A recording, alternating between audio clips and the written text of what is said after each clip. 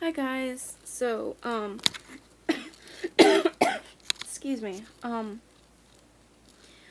today there's something I want to talk about, and it's a lesson with Spina Bifida. A lot of people may not even be aware about this, but to have Spina Bifida, you don't always have to be paralyzed. Um, there are, excuse me, there are 4 types of Spina Bifida, and they are called occulta, closed neural tube defects, meningocele, and myelomeningocele. I might have said that wrong. I'm not that awesome when it comes to these things, but however, my type of spina bifida is called occulta. Technically, a lot of people who have occulta spina bifida do not have any health issues, or they may not even be diagnosed with it. There are people out there who have it who have not been diagnosed because they just don't have any symptoms. I was born March 1st, 1997. I was a sick child. I was a sick baby. My foster mother had noticed that my diaper was dry and that I wasn't really peeing. And I had been sick constantly, and she had kept taking me to the doctor, but they kept saying, oh no, it was this, it was this, it was this. Finally, one day, I believe I was 11 months old. I do have my paperwork somewhere around here that I could go look around, but I'm just going to say it from memory to my knowledge. I was 11 months old when my foster mother had taken me to the doctor, and she said something is wrong with this baby, and they refused to see me, and she refused to leave until they saw me, and the doctor took a look at me and said, yeah, this baby's going to the hospital. In fact, after I was admitted to the hospital, they said that if my foster mom had listened to them and taken me home, I would have died. In fact, they didn't think I was going to make it. I finally did make it. I was in kidney failure, but I still made it. And a lot of people ask me, how do you have spina bifida but you can walk?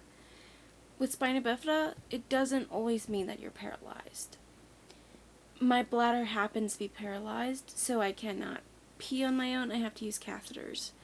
That's about the only issue I have. However, about a year ago, I've started having problems with walking and falling down, and to the point that I have a year-old sprain that I'm about to go to PT for this week, actually, in hopes that I won't have any other issues walking. But over the past few years, I've noticed I've had issues walking. So I just wanted to say that with spina bifida, you don't always end up in a wheelchair. I do use a wheelchair from time to time when I am literally just so exhausted. So I do have a lot of run-ins with people who they ask me, how do you have spina bifida but you can walk? And generally some of the first questions they ask me is, can you walk? Yes, I can walk. Now when I was a baby, I did not walk. Like I don't remember exactly how it happened, but my foster mother had also noticed that I wasn't walking. And, they said that I will not walk, run, you name it. I wouldn't walk. But somehow I defeated the odds, and I'm sure I had to go to therapy to learn to walk even as a kid. I don't know. It's something I never really asked. But I, yet again, defied the odds, and I walked. I am 26. I have always struggled with UTIs my whole life. I don't know what it is, but I have chronic UTIs, as I was diagnosed, if I'm correct, in like 2020 or 2021. I was diagnosed with chronic UTIs, It's possible I've been diagnosed before, I just didn't know. But so far, the methenamine is working. I take methenamine 3 times a day, and that helps bacteria stay away, I guess so to say. So, I take medication 3 times a day. I'm on a strict regimen. I eat specific things, and so far it seems to help. So yeah, I just wanted to say that I was thinking about this last night or this morning, and I was going to wait until I was better because of this cold, but I decided, you know what, no, let me go ahead and do it while it's fresh. So, like I said, every case of spina bifida is different. Spina bifida is known as the snowflake condition because not two people have the same case. Every case is different. And that is also very, very true because I am a twin. And my sister, she doesn't really have as much issues as I do. I'm constantly in and out of the ER with kidney infections and bladder infections. About a month or two ago, when I got back from Vegas, they even said that I was looking at admission. And I'm so glad I didn't have to be admitted, but I felt like death. And I was at the point where I was like, okay, well, if I have to be admitted, then I have to be admitted because I'm not going to go to the hospital unless I'm, like, feeling like death. Like, I really felt like death. Like, I felt terrible. So, yeah. I just want to say that real quick about spina bifida. Not every person who has spina bifida is paralyzed. Some people can walk, some people cannot. Some people can walk with devices, and some people don't have to walk with devices.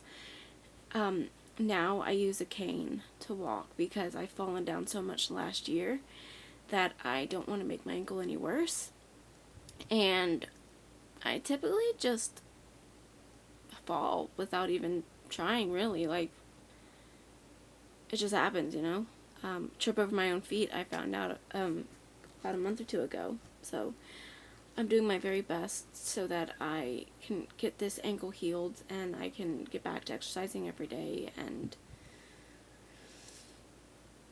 not having to deal with a pain of an ankle because it hurts all the time. So, anyhow, that's my little rant for the day. If you have any questions, feel free to comment and I will reply. But yeah, spina bifida, it's not one of the bad ones, but it's a challenging one, and I constantly ask myself why I was born this way. But I am a tough chick. I'm very stubborn, and I feel like everything happens for a reason, and God doesn't make mistakes, so yeah. Anywho, I'll see you guys later. Bye. Don't forget to like and subscribe for more.